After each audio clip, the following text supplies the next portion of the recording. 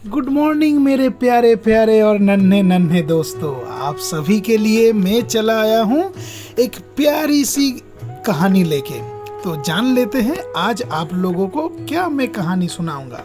आज की कहानी का नाम है आलसी गधे की कहानी। एक गांव में नमक का व्यापारी रहता था। उसके पास एक गधा था।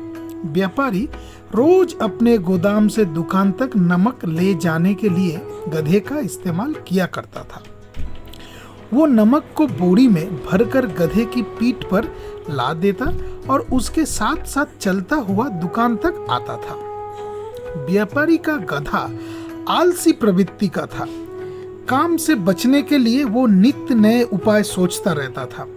गोदाम से दुकान तक के रास्ते में एक नदी पड़ती थी जिस पर एक छोटा पुल बना हुआ था।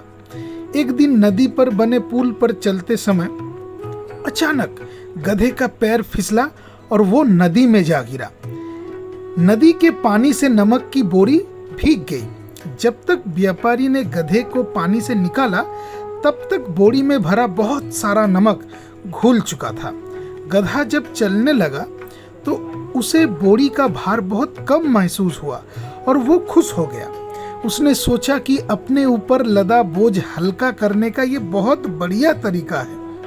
अगले दिन वो जानबूझकर नदी में गिर पड़ा। नमक पानी में घुल जाने से बोरी का वजन फिर कम हो गया। उसके बाद से वो हर रोज ऐसा ही करने लगा। रोज रोज गधे की ये हरकत देखकर व्यापारी उसकी चालाकी समझ गया। उसने गधे को सबक सिखाने का फैसला कर लिया और अगले दिन बोरी में नमक के स्थान पर रुई भरकर गधे की पीठ पर लाद दिया। रुई हल्की थी। इसके बाद भी आलसी गधे ने सोचा कि क्यों न रोज की तरह नदी के पानी में गिरकर इस वजन को और कम कर लिया जाए। इसलिए वो जानबूझकर नदी में गिर पड़ा।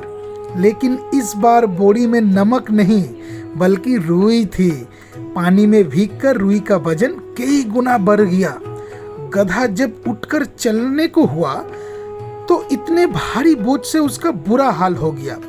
उस दिन के बाद से उसने कभी आलस ना करने का निर्णय किया। तो दोस्तों, ये स्टोरी से हम लोग क्या सीख पाए कि आलस का फल कभी ना कभी मिल ही जाता है। और एक सीख मिलती है हम लोगों को, वो क्या है? एक ही उपाय हर बार कारगर सिद्ध नहीं होता। तो दोस्तों, आज के लिए इतना ही। तो चलिए फिर एक नए स्टोरी के साथ कल मिलते हैं। नमस्ते।